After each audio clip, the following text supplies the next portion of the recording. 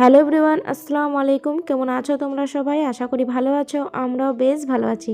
নাজিয়াস ব্লগে তোমাদেরকে অনেক অনেক স্বাগত, ভালোবাসা জানিয়ে আমি আমার একটা নতুন ভিডিও শুরু করলাম। আজকে হচ্ছে বুধবার, এখন বাজে সকাল 9টা।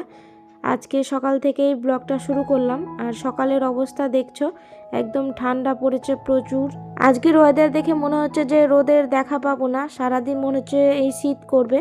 তোমাদের ওদিকে কেমন ঠান্ডা পড়েছে অবশ্যই কমেন্টে আমাকে জানাতে ভুলবে না। আমাদের এদিকে তো প্রচুর শীত করছে, দেখে বোঝা যাচ্ছে আর কি। তো সকালে উঠে ফ্রেশ হয়ে নিয়েছি, ফ্রেশ হয়ে যে তোমাদেরকে বাইরের দৃশ্যটা একটু দেখে নিলাম। তারপর চলে এলাম রান্নাঘরে এসে যে চা বসিয়ে দিয়েছি, সবাই মিলে চা খাবো। চা খেয়ে তারপর সংসারের কাজ বাজ করতে হবে। তোমরা যারা আমার আগের ব্লগ দেখেছো তারা তো অবশ্যই জানো, আমরা ওই বাড়ির রুমটাকে একটু সুন্দরভাবে গুছিয়ে নেব বলেছিলাম আর কি। তো সুন্দরভাবে গুছিয়েছি, তোমাদের সাথে অবশ্যই শেয়ার করব। ওই বাড়ির এখন আরও অনেক কাজ আছে, তো সুন্দর করে শুধু রুমটাকেই গুছিয়েছি থাকার মতো আর কি। তো চলো তোমাদেরকে দেখাবো, ভিডিওতে শেষে দেখতে পাবে। আর আগের দিন বলেছিলাম যে ওয়াশিং মেশিনটা আমার খারাপ হয়ে গেছে, খারাপ হয়নি, মানে নোংরা হয়ে গেছিলো। তো ক্লিন করার জন্য ওখানে যেখানে ক্লিন করা হয় সেখানে দেওয়া হয়েছিল। তো ওয়াশিং মেশিনটা আগের দিন দিয়ে গেছে। তো কাপড় দেখতে পাচ্ছ অনেক আছে, তো এক এক করে কাচতে হবে, অনেক কাপড় জমা হয়েছে। আর ঠান্ডার দিন তো একটু বেশি কাপড় জমা হয়ে যায়। তো চলো এক এক করে সংসারে কাজবাজ করব। চা হয়ে গেছে দেখতে পাচ্ছ, এখানে দুধও গুলে নিয়েছি। তো চলো চাটা করে খাবো, খেয়ে দিয়ে তারপর আবার রান্নাবান্না আছে, রান্নাবান্না করে আবার বিকেলের দিকে ওই বাড়ি যাব। তো তোমাদেরকে ওই বাড়িটা ঘুরিয়ে দেখাবো, মানে আমার রুমটা আর কি, কীভাবে আমি কি সাজিয়েছি। আর একটা টেবিলও নিয়েছি ওই বাড়ির জন্য, তো অবশ্যই তোমাদেরকে দেখাবো। আর টেবিলটা দেখে তোমরা জানাবে কেমন হয়েছে। তাহলে চলো তোমরা দেখতে থাকো, ভিডিওটা শেষ পর্যন্ত দেখবে, আশা করি তোমাদের ভালো লাগবে।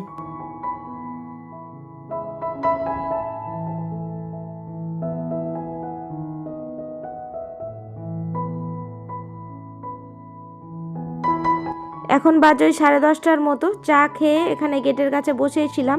আর আজকে মনে হচ্ছে রোদ উঠবে না, কোন শীত, আর এমন বাতাস উঠেছে ঠান্ডা যে কি বলবো। তো মাছবালা যাচ্ছিল, তোকে বললাম যে মাছ দেখাও, মাছ নিতে হবে। আজকে কিছু সবজি নেই, তো ভাবলাম যে মাছ নেব। তো এই যে এই মাছটা বের করে দেখাচ্ছে, তো বেশ বড়ই মাছটা। তো বললাম যে দুটো ভাগা করো, একজন আর নেবে আর আমি নেব অর্ধেকটা, আর অর্ধেকটা একজন নেবে। তো এটাই মাছ পছন্দ করলাম। তো এখন কেটে ভালো করে পরিষ্কার করে দুটো ভাগা করবে, এক ভাগা আমি নেব আর এক ভাগে একজন নেবে বাড়ির সামনেই। তো চলো দেখতে থাকো তোমরা। মাছটাও কেটে ভালো করে পরিষ্কার করে দেবে। আজকে রান্না হবে মাছের ঝোল আর ভাত। রান্না বান্না করে দুপুরবেলা খাওয়া দাওয়া করে তারপর আবার ওই বাড়ি যাব। আজকে মনে হচ্ছে স্নান হবে না, মেয়েকেও স্নান করাবো না, কারণ আগের দিন করিয়েছি, আমিও করেছি। আজকে ওয়েদার দেখে মনে হচ্ছে স্নান করালে অসুস্থ হয়ে পড়বে, তার জন্য স্নান করাবো না। তো এখানে দেখতে পাচ্ছ রান্নাঘরে এসে এই যে রান্না বসিয়ে দিলাম, এখানে ভাত বসিয়ে দিয়েছি। জলটা ফুটে গেছিলো, চালটা দিয়ে নিলাম। আর এদিকে মাছের জন্য সব কিছু কেটে নিয়েছি, আলুও কাটা হয়ে গেছে, ওদিকে মাছটা শুধু ধোবো। আর এখানে মশলা ভিজিয়ে রেখেছি, আজকে লাইন নেই সকাল থেকেই, তার জন্য আজকে আমাকে মশলার জন্য অসুবিধা হবে। আর কি বলবো, আদা রসুনের পেস্ট যে ছিল ওটাও শেষ হয়ে গেছে। আর এই যে পাবদা মাছও নেওয়া হয়েছে অল্পখানি, তো এটা আজকে করব না, আজকে রুই মাছটাই শুধু করব। পাবদা মাছটা ধুয়ে ভালো করে এই যে ফ্রিজের ডিপে ভরে দেব, ওটা কালকে রান্না হবে। আর ওদিকে মাছের ঝোল ভাত করব আলু দিয়ে শুধু। এখন কারেন্ট নেই, মশলা কি করে করব, মাথার মধ্যে টেনশান হয়ে আছে, তো দেখা যাক। আর আজকে মনে হচ্ছে রোদ উঠবে না, কাপড়ও অনেকগুলো, বললাম না আগের দুদিন থেকে কাপড় কাচা হয়নি, ওয়াশিং মেশিনটা আমার খারাপ হয়ে গেছিলো, তার জন্য ওখানে দেওয়া ছিল যেখানে ক্লিন করা হয় আর কি, তো দিয়েছে। তো আস্তে আস্তে কাচতে হচ্ছে, অল্প অল্প মনে হচ্ছে যে বাইরে হালকা হালকা রোদ উঠেছে। তো কাপড় অসুবিধা নেই, ওয়াশিং মেশিনে তো হালকা শুকনো হয়ে বেরোয়, অল্পখানি বাতাস লাগলে শুকিয়ে যাবে। তো দেখতে পাচ্ছ মশলার অবস্থা, হালকা করে শুধু ছোটো ইমান দস্তাগুলো হয় না, ওগুলোতেই শুধু ছেলেকে বললাম যে একটু কুটে দাও। আমি এদিকে মাছটা ধুচ্ছিলাম, ভাজছিলাম, তো ছেলে বললো যে আমি করে দিচ্ছি। তো এই যে এই বাটনাটাতেই করলাম, যতখানি পেরেছে ততখানি করেছি, কি করব। লাইন নেই, এইরকমই করতে হবে, উপায় নেই, কি আর করা যাবে, লাইন না থাকলে এরকমই অবস্থা হয়।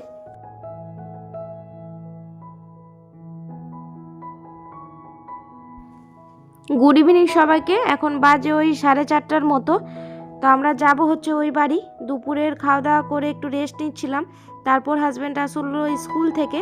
ওই স্কুল থেকে এসে তারপরে যে যাচ্ছি ওই বাড়ি। আর ডাইনিংয়ের অবস্থা দেখতেই পাচ্ছ, চারদিকে শুধু জামা কাপড় মেলা আছে। শীতের দিন বুঝতেই পারছো, অনেক জামা কাপড় কাঁচা হয়েছে ওয়াশিং মেশিনে। দুদিন থেকে একদম জামা এমনি নোংরা হয়ে পড়ে আছে। ওয়াশিং মেশিনটা দিয়ে গেছে, তারপর থেকে কাঁচা শুরু হয়েছে। আর এক বালতি সিঁড়িতে রাখাও আছে, ওটা আর আজকে দেবো না। আর আগের দিন কেচেছিলাম যেগুলো রাতে, ওগুলো সকালে দিয়েছিলাম তো শুকোয়নি, তো সেগুলোকে আবার এখানে ডাইনিংয়ে মেলে দিলাম। এখন যাব হচ্ছে ওই বাড়ি। তো ছেলেকে রাখতে গেল টিউশানে ওর বাবা। আর এখানে এই যে বাবাকে বললাম যে রেডি হয়ে না, বাবাও যাবে ওই বাড়ি। ওখানে আমরা ওখানেই চা খাওয়া দাওয়া করি, বিকালে নাস্তা আর কি ওই বাড়িতেই হয় আমাদের এখন। তো চলো ওই বাড়ি গিয়ে তোমাদেরকে দেখাবো আমার রুমটা আমি কিভাবে সাজিয়েছি। আর এই যে মেয়েও রেডি হয়ে আছে, তো আমি চারদিকে সব কিছু লাগিয়ে দেবো। বাবাকে আগে রেখে আসবে, বাবাকে আর দুই মেয়েকে আগে রেখে আসবে, তারপর আমরা যাব। আর এই যে ওয়াশিং মেশিনে এখনও কাপড় দিলাম কিছুটা, কাপড় দিয়ে তারপর আমি আবার চলে যাব ওই বাড়ি। কাঁচা হয়ে গেলে তো অটোমেটিক অফ হয়ে যাবে মেশিনটা। আর এখানে দেখতে পাচ্ছ এক বাস্কেট এখনও কাপড় রাখা আছে, ওগুলো আস্তে আস্তে কাচতে হবে। আর ওই ব্যাগে আমি কিছু কৌটো নিলাম, নিয়ে তারপর ওই বাড়ি যাব। তো বাবাকে পাঠিয়ে দিয়েছি, আর হাজব্যান্ড গেছে রাখতে বাবাকে ওই বাড়িতে আর কি। আর আমি দরজাগুলো লাগিয়ে দিলাম, কিছুক্ষণ পরেই তো সন্ধ্যা হয়ে যাবে। তো লাইট জ্বালিয়ে দিলাম সব রুমে, আর ডাইনিংয়ে আলো জ্বলবে। আর আমরা যাব হচ্ছে ওই বাড়ি। এখন রাত্রে আসবো, 9টার দিকে আসবো আর কি। এই যে দেখতে পাচ্ছ এখন মানে ঘড়িটা একটু স্লো আছে, এখন বাজে ওই 4টার মতো, 4:30টার মতো। আর আগের দিনে রুটি ছিল দুটো, তো নিয়ে নিলাম, চা দিয়ে খাওয়া হবে। এই যে সব কিছু নিয়ে বেরিয়ে যাব, হাজব্যান্ড আসলে আমাকে স্কুটিতে নিয়ে যাবে আর কি। তো চলো তোমাদেরকেও নিয়ে যাব ওই বাড়িটা, আমি ঘুরিয়ে তোমাদের দেখাবো।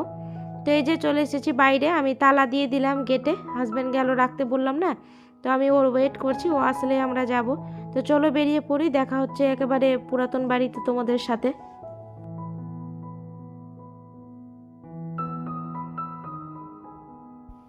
এই মুহূর্তে এসে যারা আমার ভিডিওটা দেখছো তাদের কাছে একটা ছোট্ট রিকোয়েস্ট, আমার ভিডিওর কোনো অংশ যদি তোমাদের ভালো লেগে যায় তাহলে একটা লাইক করে যেতে ভুলবে না, কারণ তোমাদের করে একটা লাইক আমাকে ভিডিও করতে মোটিভেট করে। আর আমার এইরকম ভিডিও পেতে হলে আমার চ্যানেলটি সাবস্ক্রাইব করেও রাখতে পারো। আর যারা কাজটি অলরেডি করে রেখেছো তাদেরকে অসংখ্য ধন্যবাদ।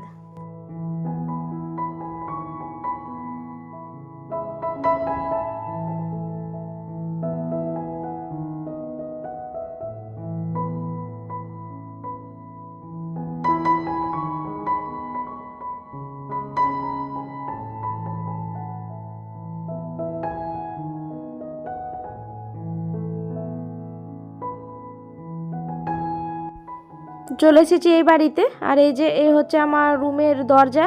তো দরজার পর্দাটা কেমন হয়েছে তোমরা অবশ্যই জানিও। আমার ঘরের কালার তো গ্রিন করা আছে, তোমরা আগের ভিডিওতে দেখেছো।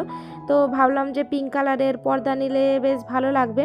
আর নিচে যে কার্পেটটা পাতা আছে সেটা তো তোমাদের আগের ভিডিওতে দেখিয়েছি।